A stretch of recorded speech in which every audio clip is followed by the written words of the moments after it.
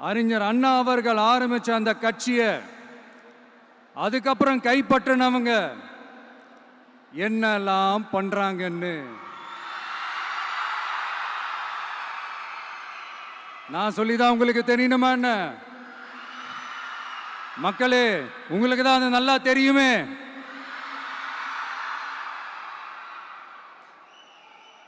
தனிப்பட்ட முறையில் எங்களுக்கும் அவங்களுக்கும் எந்த பிரச்சனையும் கிடையாதுங்க. எந்த வாய்க்கா வரப்பு தகராறுலாம் எதுவுமே கிடையாதுங்க. அப்படியே இருந்தாலும் அது நம்ம கண்டுக்கவே போறது இல்லைங்க. தனிப்பட்ட முறையில் அவங்களுக்கு வேணா நம்ம மேல வன்மத்தோட இருக்கலாங்க. ஆனா நாமெல்லாம் அப்படி கிடையவே கிடையாதுங்க. ஆனா உங்களை என்ன நம்ம எல்லாரையும் பொய் சொல்லி நம்ப வச்சு ஓட்டு போட வச்சு ஏமாத்தினாங்கல்ல,